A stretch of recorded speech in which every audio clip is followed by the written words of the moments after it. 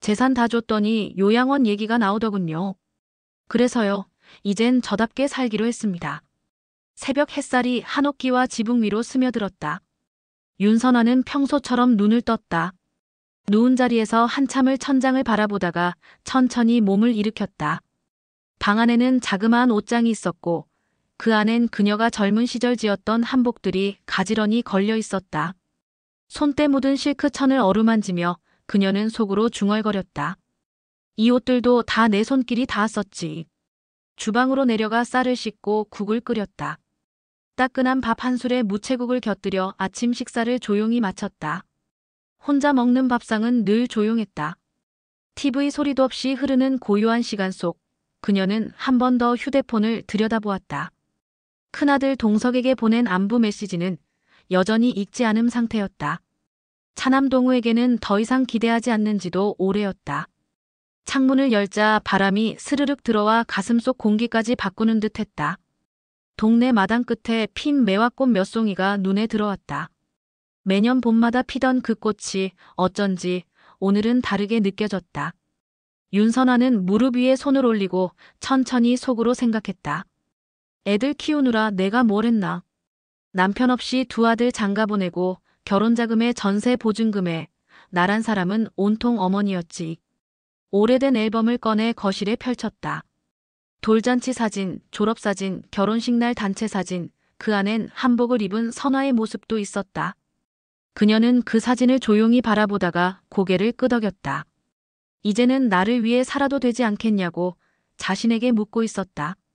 그녀는 자리에 앉아 서랍을 열고 종이 한 장을 꺼냈다.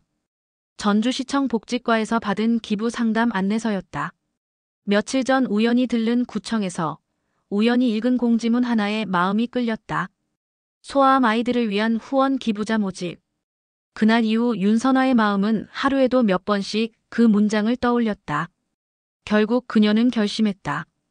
아파트 보증금 일부와 은행 적금 중 일부를 아이들 병원비로 기부하겠다고. 종이를 가방에 넣고 다시 한번 거울 앞에 섰다. 잿빛 반점이 10개 드리운 얼굴, 주름이 가득한 눈가, 그리고 다소 흰 어깨.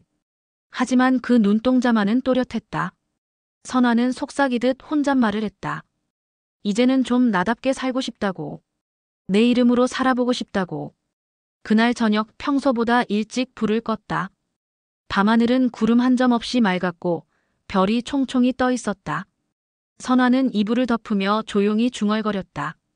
이제부터는 하루하루가 내 생일인 것처럼 살겠다고. 다음 날 아침 윤선아는 일찍 집을 나섰다. 베이지색 재킷에 회색 치마를 맞춰 입고 작은 가방 하나를 어깨에 맸다.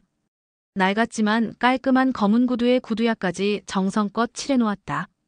거울 앞에서 모자를 고쳤으며 혼잣말을 했다. 오늘은 내 인생의 새 장을 여는 날이야. 전주시청 복지과로 들어서자 안내데스크 여직원이 환하게 웃으며 맞이했다. 윤선아는 준비해온 서류를 내밀며 조심스레 말했다. 기부 상담 예약했던 윤선아입니다. 잠시 후 담당 사회복지사가 나타났고 선아는 깔끔한 목소리로 자신의 사연을 설명했다. 아들 둘을 키워냈고 이제는 내 몫의 삶을 살고 싶다고. 상담사는 놀라면서도 따뜻하게 그녀의 이야기를 들었다.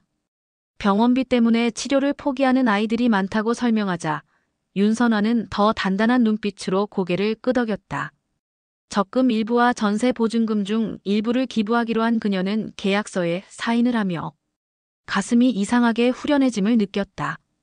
구청을 나서며 벤치에 앉아 햇살을 받았다.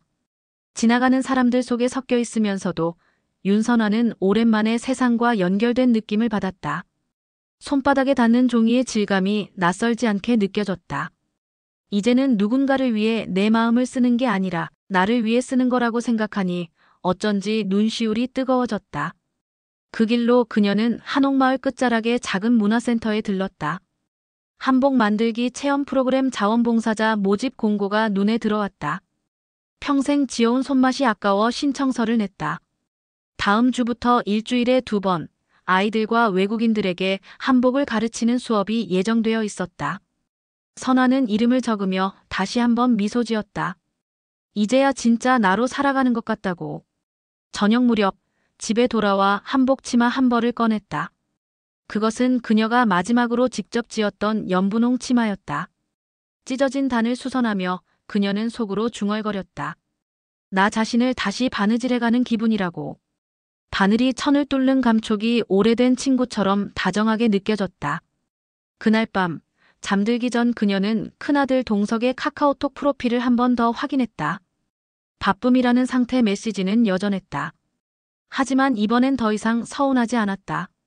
선아는 휴대폰을 침대 옆에 놓고 이불을 여미며 조용히 말했다. 괜찮아. 이제 나는 나를 챙기기로 했으니까.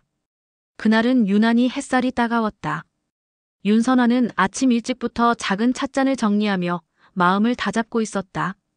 조용히 흐르던 라디오에서는 어릴 적 들었던 클래식 음악이 흘러나왔고 그녀는 그 음에 맞춰 고개를 살짝 흔들었다. 그런데 그 평화로운 공기는 초인종 소리에 깨지고 말았다. 현관 앞에는 첫째 아들 동석이 서 있었다. 셔츠에 구김 하나 없는 정장 차림, 손에는 선물 봉투까지 들려 있었다. 선아는 멀뚱히 그를 바라보다가 문을 열었다. 어머니. 갑자기 보고 싶어서요. 동석이 멋쩍게 웃으며 말을 붙였다. 윤선아는 웃지 않았다. 그래, 들어와라. 목소리엔 묘한 경계가 묻어 있었다. 거실에 앉은 동석은 유난히 싱거운 표정이었다. 얼마간 이런저런 안부를 나눈 뒤 그는 마침내 말을 꺼냈다. 어머니, 혹시 아직 아파트는 그대로 가지고 계시죠? 선아는 찻잔을 들고 있다가 조용히 내려놓았다. 왜 묻니? 무슨 일 있니? 아니요, 그냥 주변에 보니까 다들 부모님 재산은 미리 정리들 하시더라고요. 증여세도 덜 내고 뭔가 효율적으로 사시더라고요. 선아는 아무 말도 하지 않았다. 잠시 침묵이 흐르자 동석은 멋쩍게 웃으며 덧붙였다. 그냥 궁금해서요. 우리 집도 요즘 사정이 좀 그래서. 윤선아는 천천히 고개를 돌려 아들의 얼굴을 바라보았다. 너 요즘 어려운 모양이구나. 아니요, 그건 아니고요. 그냥 혹시 어머니도 생각 있으시면 미리. 그때 문이 다시 열리며 둘째 아들 동우가 들어섰다. 형, 어머니. 다 같이 있네. 동우는 선물 하나 들고 와선 웃는 얼굴로 들어왔다. 형제는 서로를 보고 눈치를 주고받았다. 그리고 어색한 분위기 속에서 대화는 어느새 자연스럽게 재산 이야기로 흘러갔다. 형제가 말하는 대로 요즘은 다들 미리 증여하고 자식들이 부모 모시는 분위기라는 것이다. 요양병원 이야기, 상속세 이야기, 주변 친구들 부모님 사례까지. 말은 길어졌지만 요지는 하나였다. 어머니, 집 미리 주시면 안 되겠느냐는 것. 윤선아는 말없이 앉아 두 아들의 얼굴을 번갈아 보았다. 둘 다 잘난 대학 나오고 직장 생활 20년이 넘었는데 결국 돌아와서 말하는 것이 부모 집 이야기였다. 선아는 조용히 일어나 주방으로 향했다. 형제는 아연실색해하며 뒤따라갔다. 어머니, 기분 나쁘셨으면. 윤선아는 조용히 말했다. 나 오늘 아침에도 기부계약서 하나 더 쓰고 왔다. 아이들 병원비 돕는 거야. 그리고 이 집은 내가 평생 손으로 바느질해 번 돈으로 얻은 집이야. 그걸 왜 너희에게 미리 줘야 하니? 동석은 당황한 표정으로 중얼거렸다. 아니, 저희가 부모님한테 해드린 게 없다는 건 아니지만 그게 저희한테 남는 게 없으면 너무 서운하잖아요. 동우도 덧붙였다. 어머니 돌아가신 다음에 그럼 저희는 뭘 받나요? 윤선아는 찬장을 닫으며 조용히 말했다. 넌 내가 너희에게 준 사랑의 무게를 모르겠구나.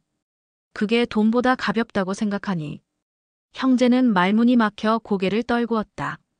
그날 밤 윤선아는 문득 이런 생각이 들었다. 자식의 사랑도 언제부턴가 조건이 생긴 건 아닐까. 윤선아는 결국 큰아들 동석의 제안을 받아들여 잠시 그 집에 머물기로 했다. 정확히 말하면 초대를 받아 마지못해 응한 것이었고 며느리와의 사이가 불편하지 않길 바라는 마음이 더 컸다. 동석이 직접 차를 몰고 왔고 짐이라 해봐야 작은 가방 하나와 약 봉투 몇 개, 그리고 손수 꿰맨 바느질 바구니뿐이었다. 도착하자 며느리 수진이 웃으며 맞이했다. 어머니 오셨어요. 들어오세요. 목소리는 밝았지만 어딘가 얇은 유리창 너머로 들리는 듯한 거리감이 있었다. 선아는 정중히 인사하며 현관을 들어섰다. 방은 손자의 방을 비워준다고 했다. 대학생인 손자는 기숙사에 들어간 지 오래라서 쓸모가 없었다고. 처음 하루 이틀은 조용했다. 선아는 낯선 공간에 익숙해지려고 노력했고 수진도 나름대로 식사 준비에 공을 들였다. 하지만 시간이 지나면서 불편한 기류가 서서히 감돌기 시작했다. 아침마다 거실을 정리하는 수진의 손길은 분주했지만 그 안엔 말 못할 불만이 섞여 있었다. 어느 날 점심, 수진은 밥상을 차리며 선아에게 말했다. 어머니, 혹시 뭐 필요한 거 있으시면 말씀 주세요. 부족한 거라도 선아는 고개를 저었다. 아니야. 뭐든 충분하구나. 수진은 억지 미소를 지으며 대답했다. 네, 그렇게 말씀해 주셔서 감사해요. 그러나 그날 저녁 선아는 우연히 들은 대화에 가슴이 철렁 내려앉았다. 화장실에 가려고 방문을 열었는데 주방에서 들려오는 며느리와 동석의 목소리가 고스란히 들렸다. 어머니 오래 계시진 않겠지? 곧 나가시겠지. 나도 불편한데 엄마는 오죽하시겠어. 그래도 참고 모셔야지. 아버지도 돌아가셨고 남은 건 이 집인데 우리가 모셔야지. 언제까지 계실지도 모르잖아. 선아는 걸음을 멈추고 조용히 문을 닫았다. 숨이 턱 막혔다. 불편해도 참고 모시자니 그것이 효도였던가. 그 밤 선아는 잠을 이루지 못하고 뒤척였다. 다음 날 아침 동석이 출근하고 며느리 수진이 거실을 정리할 때 그녀는 조용히 말을 꺼냈다. 나 오늘 집으로 가려 한다. 수진은 당황하며 물었다. 왜요? 무슨 일 있으셨어요? 혹시 제가 뭐 잘못한 거라도 아니야. 내가 뭘 잘못했겠니? 그저 내 자리가 아닌 것 같아서 말이다. 가방을 챙기며 선아는 말했다. 집이라는 건 몸만 있는다고 집이 되는 게 아니더라. 마음이 있어야 집이지. 수지는 미안한 듯 고개를 숙였다. 죄송해요, 어머니. 다음에 꼭 편하게 모실게요. 선아는 웃으며 대답했다. 괜찮다. 난 내 자리가 어딘지 알게 된 것 같아서 오히려 고맙구나. 그렇게 윤선아는 다시 전주의 집으로 돌아왔다. 혼자지만 외롭지 않았다. 말 못할 소음보다 고요함이 훨씬 따뜻했다. 전주의 집으로 돌아온 윤선아는 문을 열자마자 깊은 숨을 들이쉬었다. 익숙한 나무 냄새, 낮은 천장의 기와장 그림자, 무릎을 푹 꿇고 앉았던 작은 찻상 모두 그대로였다. 누구 하나 반겨주는 사람은 없었지만 이 고요가 오히려 품 안처럼 따뜻했다. 그녀는 그대로 마루에 주저앉아 창밖을 바라보았다. 멀리 매화가 지고 있었고 대문 옆에 놓인 대야에는 비온 날 흘러들어온 빗물이 고여 있었다. 찻잔을 닦고 난 뒤 윤선아는 오랜만에 바느질 바구니를 꺼냈다. 자주생명주 치마가 반쯤 완성된 채 덮여 있었다. 쉴 새 없이 움직이는 손끝. 천에 바늘이 스며들고 다시 나오는 순간마다 그녀의 표정이 조금씩 풀려갔다. 눈이 침침해졌지만 손은 기억하고 있었다. 마치 그리운 사람을 만지듯 실과 바늘이 천위를 천천히 미끄러졌다. 작업을 마치고 찻잔을 들던 순간 전화벨이 울렸다. 화면에는 차남동우의 이름이 떴다. 윤선아는 잠시 망설이다 전화를 받았다. 어머니, 이제 괜찮으세요? 형한테 얘기 들었어요. 어머니 나가셨다면서요. 그래. 혼자 있는 게 더 편하더구나. 선아는 담담히 대답했다. 동우는 몇 마디 더 묻고는 주저하며 말을 이었다. 어머니, 그 혹시 그 말씀 기억하세요? 전에 우리 집으로 오시겠다고 했던 거요. 지금도 괜찮습니다. 방도 비워놨고요. 선아는 조용히 웃었다. 너도 마음 써줘서 고맙다. 그런데 지금은 여기가 좋아. 바람이 참 좋아. 대답을 들은 동우는 한숨을 쉬며 말했다. 알겠어요. 형은 좀 서운해하더라고요. 그래도 어머니가 편하신 게 제일이죠. 선아는 고개를 끄덕이며 전화를 끊었다. 그날 오후 동네 복지관에 들러 바느질 봉사를 신청했다. 어르신들에게 손바느질을 가르쳐주는 프로그램이었다. 담당자는 선아의 이력을 듣고 반색하며 수업을 맡아달라고 부탁했다. 선아는 쑥스러워하며 고개를 끄덕였다. 며칠 뒤 첫 수업이 열렸다. 손에 익지 않은 바늘을 쥐고 헤매는 어르신들 사이에서 선화는 조용히 손을 잡아주며 말했다. 천천히 하세요. 땀이 아니라 마음이 들어가는 거랍니다. 수업이 끝나고 돌아가는 길, 그녀는 오랜만에 거울 앞에 섰다. 머리는 휘어졌고 손등은 주름졌지만 거기엔 웃음기가 깃들어 있었다. 그날 밤 선화는 일기를 꺼내 이렇게 썼다. 한 땀 한 땀이 내 삶이었고 그 바느질로 나는 다시 나를 만들고 있습니다. 며칠 후 윤선화의 집 앞에 누군가 낯선 그림자를 드리웠다. 대문을 열자 큰아들 동석과 며느리 수진, 그리고 손자가 함께 서 있었다. 선화는 놀란 얼굴로 그들을 맞았다. 무슨 일로 갑자기 목소리가 채 끝나기도 전에 동석이 먼저 말했다. 어머니, 지나가다 들렀어요. 오랜만에 얼굴도 뵙고 이참에 손자도 인사시킬 겸요. 수지는 미소를 지으며 손자 등을 툭 쳤다. 인사드려 할머니께. 손자는 어색한 듯 고개를 숙였다. 안녕하세요, 할머니. 선화는 말없이 고개를 끄덕이며 안으로 들어오라고 손짓했다. 차를 내오고 준비해둔 유과를 접시에 담아내자 동석이 말을 꺼냈다. 어머니, 저희 사실 어머니께 죄송하단 말씀 드리러 왔어요. 지난번엔 경솔했어요.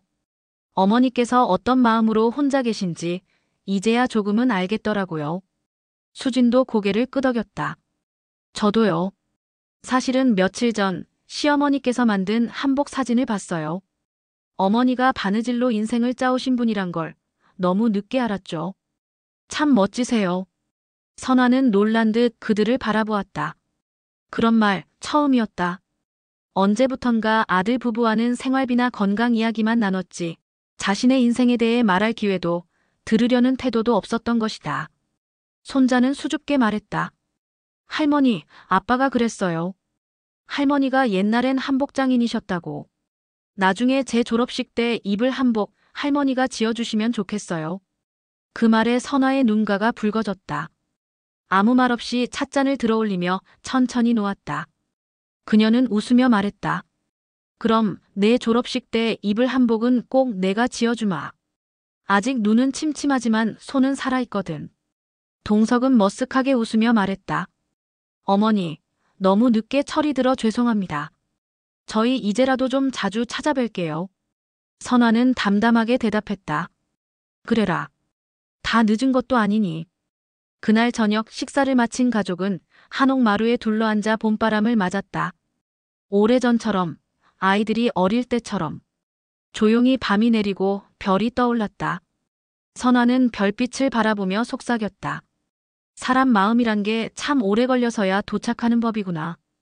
봄비가 조용히 내리던 오후였다. 윤선화는 한복교실이 열리는 마을 복지관으로 천천히 걸어가고 있었다. 비에 젖은 골목길은 고요했고 그녀의 걸음도 그만큼 느긋했다. 양손에는 천 조각과 바느질 도구가 담긴 보자기가 들려 있었다. 바람이 옷깃을 스치고 지나갔고 선화는 그저 웃으며 말했다. 오늘도 참 좋구나. 복지관 수업이 시작되자 할머니 6분이 선화 앞에 둘러앉았다. 모두들 나름의 사연과 주름을 지닌 얼굴이었다. 선화는 조용히 말을 꺼냈다. 한복은요, 천천히 숨을 고르듯 만들어야 해요. 천과 천이 만나는 그 지점에서 내 마음도 따라 꿰매는 거예요. 수강생들은 고개를 끄덕이며 바늘을 집었다. 그날 수업이 끝난 뒤 한 어르신이 다가와 손을 잡았다. 선화 씨 덕분에 오랜만에 마음이 편했어요. 바느질이 이렇게 따뜻한 거였는지 몰랐네요. 선화는 그 말을 듣고 가만히 웃었다. 저도 오늘 참 따뜻했습니다. 고맙습니다. 집으로 돌아온 그녀는 우편함을 열었다. 봉투 하나가 들어있었다. 열어보니 구청에서 온 편지였다. 지난 기부에 대한 감사장과 함께 윤선화 이름으로 병원에 전달된 후원 내역이 적혀 있었다. 그녀는 그 편지를 가슴에 안고 마루에 앉았다. 한참을 그렇게 있었다. 그날 밤 윤선화는 자신이 지은 한복을 정리하며 말했다. 이건 손자 졸업식 때 줄 거고 이건 수강생들이 실습할 거고 그 순간 문득 눈가가 젖었다. 채워진다는 건 다시 욕심을 갖는 게 아니라 비워낸 만큼의 공간에 따뜻함이 들어오는 거라는 걸 새삼 깨달았다. 그녀는 다시 마루에 앉아 하늘을 올려다보았다. 별이 또렷이 보이진 않았지만 어딘가에 있을 거라는 믿음만으로도 충분했다. 나도 괜찮은 어른이었구나. 그래, 참 괜찮은 삶이었지. 윤선아는 조용히 그리고 단단히 고개를 끄덕였다. 가을 햇살이 따뜻하게 내리쬐는 아침이었다. 윤선아는 복지관 게시판 앞에 서 있었다. 노년 독립 강좌 개설 강사 윤선아라는 문구가 큼지막하게 적힌 포스터가 걸려 있었다. 그녀는 손끝으로 살짝 포스터를 매만지며 속삭였다. 이제야 진짜 내 이름으로 뭔가를 해보는구나. 첫 강의 날 예상보다 많은 어르신들이 모였다. 누군가는 이혼 후 혼자 된 할머니였고 또 누군가는 자식과 연락이 끊긴 할아버지였다. 선아는 조용히 강단에 섰다. 그리고 천천히 말을 꺼냈다. 우리는 너무 오랫동안 누군가의 누구로 살아왔죠. 아내로, 어머니로, 며느리로. 하지만 이 시간만큼은 그 모든 이름을 내려놓고 나로 돌아가는 연습을 해볼 겁니다. 강의가 끝난 뒤 한 어르신이 말했다. 이렇게 내 얘기를 들어주는 사람이 있다는 게 고맙다고요. 선아는 그 말에 가슴이 따뜻해졌다. 이 길이 맞는 길이라는 확신이 들었다. 그날 저녁 집으로 돌아온 그녀는 다시 마루에 앉았다. 찻잔 하나를 놓고 자신을 위한 차를 우렸다. 조용한 공간에 따뜻한 향기가 퍼졌고 창밖엔 노을이 물들어가고 있었다. 한참을 그렇게 앉아있던 그녀는 마침내 다이어리 한쪽을 펼쳐 이렇게 썼다. 나는 나답게 살기로 했다. 누군가의 딸, 아내, 어머니가 아니라 윤선아로. 이제는 누구를 위해서가 아니라 나를 위해 길을 걷는다. 그리고 이 길 위에서 다시 피어날 것이다. 밖에서는 아이들의 웃음소리가 들려왔다. 어쩌면 언젠가 그 아이들 중 하나가 또 다른 윤선아가 되어 자신의 이름으로 살아가길 바란다는 생각이 문득 들었다. 선아는 찻잔을 들어올리며 작게 말했다. 참 괜찮은 인생이었어요. 그렇게 조용한 미소를 지으며 하루를 마무리했다. 누구의 엄마, 누구의 아내, 누구의 부모가 아닌 나로서 살아간다는 건 쉽지 않지만 그렇게 사는 노년이 결국 가장 멋진 인생이 아닐까요? 우리 모두 자기 이름으로 빛나는 날을 살아가길 바랍니다.